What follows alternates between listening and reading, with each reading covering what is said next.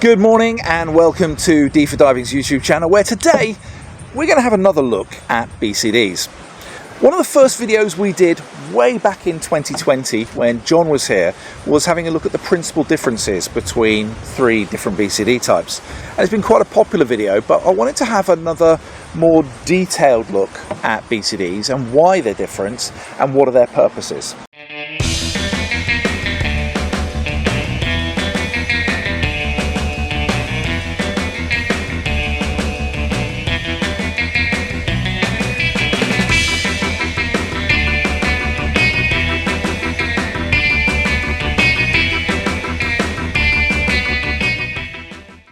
So think of yourself, if you're new into diving and you've decided you want to invest in some equipment, you want to focus on comfort, the BCD might be the first choice you make. But you go into the dive shop or you look at the online dive stores and bam, there's so much choice. So many different styles and so many designs. How do you choose the right one for you? Well, let's first have a look at the purpose of a BCD. Typically a BCD has three principal requirements, three principal things that it's trying to do. The first thing is to control your buoyancy underwater. You're ideally looking to be in a nice trim position and you want to be able to do that. A simple rule of thumb though is that if you have to add lots and lots of air to your BCD as you're descending to arrest your descent, you're probably diving with too much weight. So putting it a different way, if you're unable to arrest your descent by taking in a full deep breath, then you probably need to drop some lead. And the BCD's effectiveness reduces with the more weight that you carry. And we'll get onto that in a moment. But whilst we're diving, we want to ideally be held in a nice neutral, what we refer to as trimmed position. Why do we want to do that? Well, if you're trim in the water, you're as hydrodynamic as you can possibly be. There's less drag on you, which means your fin kicking is more efficient, which means you'll burn less energy, which means you'll burn less air. So all in all, the more trim and horizontal you can be, the longer your dives can be, because you'll use less air. But a BCD is also designed to control your buoyancy at the surface. And in this, you ideally want a BCD that's going to hold you as upright on the surface as possible, as high out of the water as possible, meaning that you are comfortable and able to breathe. But you'd also like it to be able to hold you in that position for a relatively long time in case you've got to wait for the boat. And you don't want to have to be finning the entire time. You'd like to be able to inflate your BCD and relax on the surface. The final purpose of a BCD is a convenient way of holding your tank, because let's be honest, diving like this is very impractical. So with these three design concepts, it means that your BCD has got to find a compromise, a balance between how it does these three functions: horizontal in the water, vertical at the surface, and somewhere to strap a tank. Okay, the strap the tank's a fun bit, but they all do that too. So in that regard, there are effectively two different styles, two different ways of countering this. The first style is a wraparound style bladder or air cell, and this cell wraps around your torso and distributes gas evenly or air evenly around you. These are brilliant for holding you upright at the surface. The second style is a back-inflate or back-mounted air cell, one that's mounted behind your back, typically between you and the tank, and they're brilliant for holding you in a nice horizontal position in the water. But they don't do both. So let's have a look at wraparound style BCDs. They're typically referred to as jacket style BCDs, and that's because when you put them on, they fit around you and they kind of feel like a jacket. Most of these BCDs are very comfortable. They've lots of padding on them. They have deep pockets to stow lots of stuff into, and they're very, very comfortable. They have high lift capacities because the air cell is quite big as it wraps around you and can provide a lot of lift. Again, this is great if you're at the surface and wanting to be held out as far out of the water as you possibly can. The downsides, of course, though, weight. By adding in all of that extra air cell, all of that extra bulk, all of those pockets, there's a lot more fabric, there's a lot more material and a lot more clutter. It means that they're typically a lot heavier and a lot bulkier than other style BCDs, which means they're less practical for traveling. As I've said, the air cell design is designed to keep you upright at the surface. If you put lots of air in, it will put you in an upright position.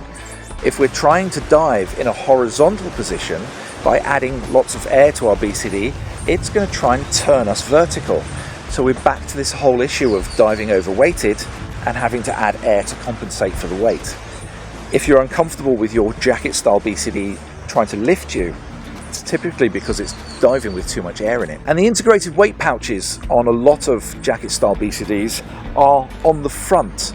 So they're just in front of the hip bone, which is convenient to be able to pull them out and dump your weights. But it also means we're adding more weight to our hip bone, which is the heaviest bone in our body. And we'll hips down again. It's back to that whole function. It's designed to keep you upright. So Back-Inflate BCDs. Now these can be sparse designed BCDs. You quite often will see people diving with a harness, a metal backplate and a small bladder or a small wing on their back. They look very uncomfortable, but they're very, very practical. But they can also go all the way to Back-Inflate BCDs which still have the pockets, still have the padding and still have all the comfort that you want from a jacket style, but just a little bit less clutter. And because you don't have the air cell wrapping around you, they do feel a lot less cluttered. They feel a lot more open on the front. The other advantage is that they don't squeeze you if you overinflate them. So if you are putting a lot of air into your BCD, you don't get the squeeze that you would do with a jacket because the air cell is all behind you and it's only inflating behind you. A good Back-Inflate BCD will have an air cell that promotes lift at the bottom of the air cell to lift your ass a little bit. Now I'm not saying anything about your ass, it might be a great ass, but the reality is that our hip bones are the heaviest bones in our body and will have a tendency to sink.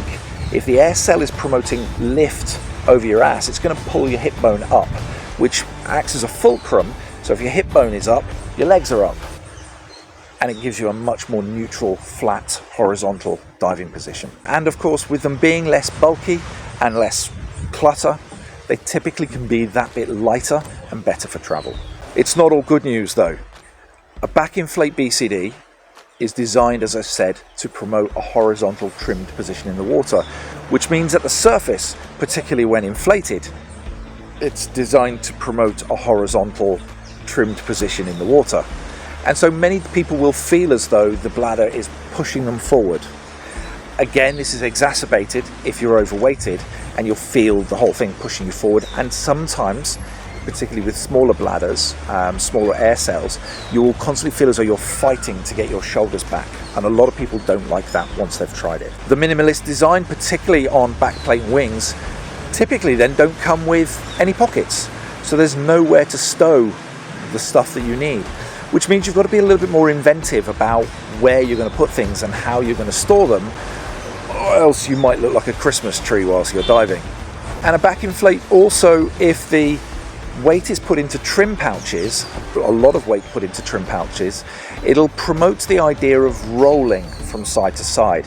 And that, with the air moving around inside the air cell, it can be quite unnerving as you start to move one way or another in an uncontrolled manner.